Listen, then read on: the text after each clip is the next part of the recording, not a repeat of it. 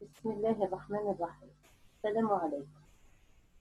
Cette présentation a pour objet la division avec MySQL.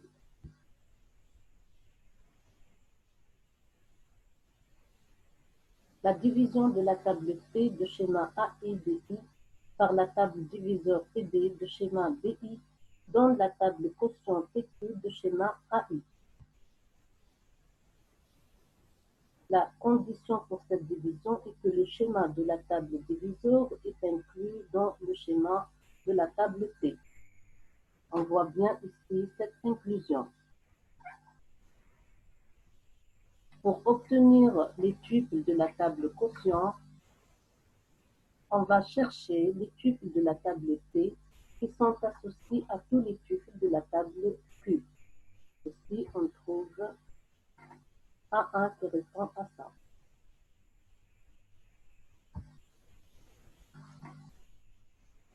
Nous allons travailler avec l'exemple de la base de données livraison du TB3 et TB3.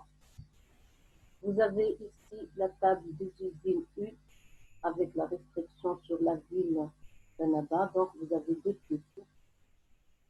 Nous avons aussi la table des produits P avec quelques tuples.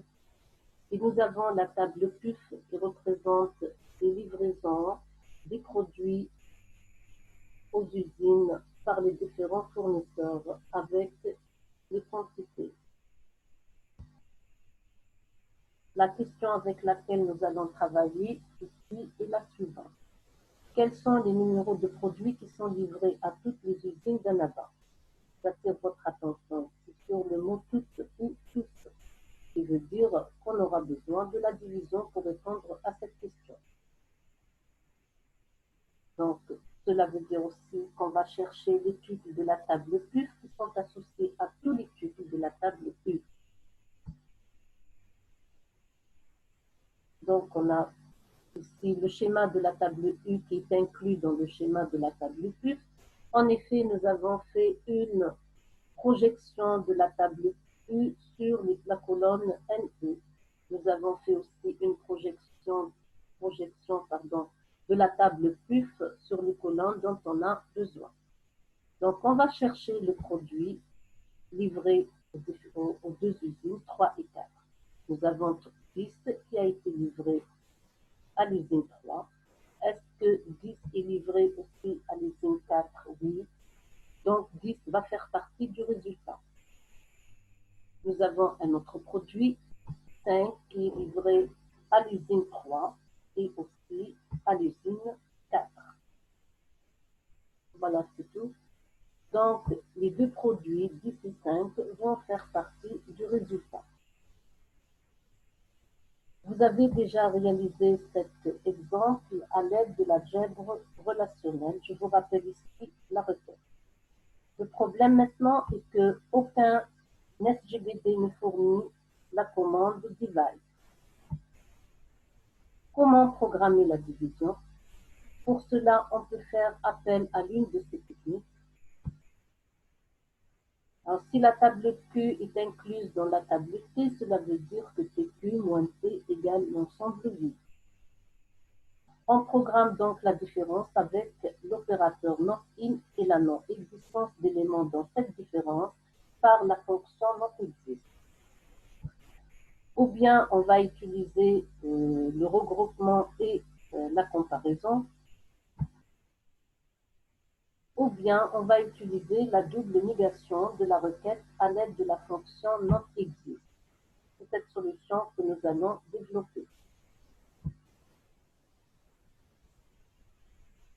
Avant d'utiliser la solution à base de la double négation, il faut reformuler la question.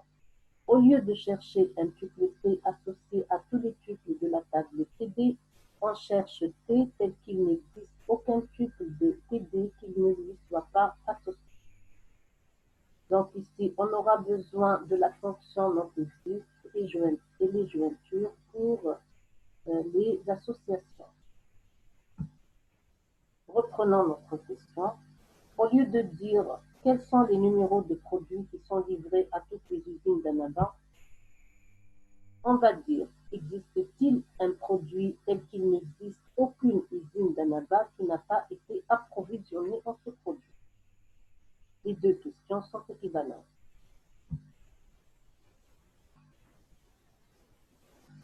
Voilà, on voit ici la double négation. Pour répondre à cette question, on va écrire la requête suivante. Donc, vous avez déjà vu son résultat. Donc, ici, nous avons 3 blocs imbriqués. Donc, le premier select, c'est pour parcourir la table de produits P. Pour chaque produit de la table P du premier select, les tuples de la table usine sont parcourus par le deuxième select. Et pour chaque usine, les conditions de jointure avec PUF du troisième select sont évaluées. C'est-à-dire, on ne prend que les produits pour lesquels aucun tuple n'est retourné par le select 2. Autrement dit, notre existe, pour lequel notre existe est vrai. Et pour chaque usine ou pour chaque tuple du deuxième select, on ne prend que le tuple du deuxième select pour lequel le troisième select ne retourne aucun tuple. Voilà. On va dérouler ça. Donc, on va prendre le premier tuple de la table produit. Il s'agit du produit numéro 1 avec le premier tuple de la table U, c'est l'usine numéro 3. Le troisième select ne rend aucun tuple. En effet, on ne trouve pas ici le couple N3. Donc, notre existe est vrai.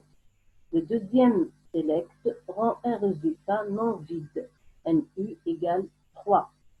Donc, notre existe du premier select est faux.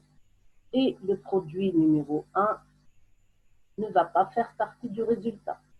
Donc, on sort. On passe au deuxième tuple de la table P et on va parcourir la table U.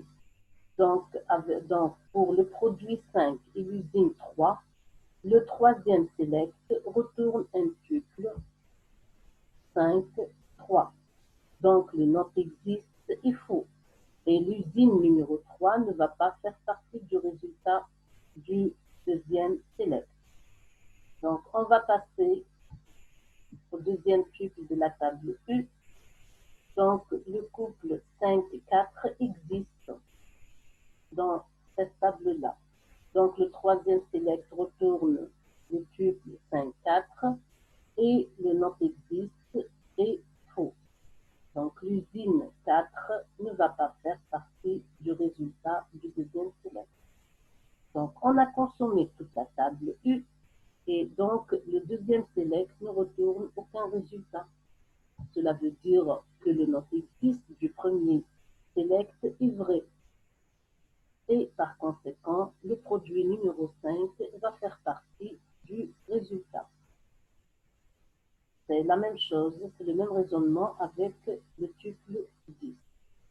Voilà, j'espère que c'est clair. Je vous remercie et vous avez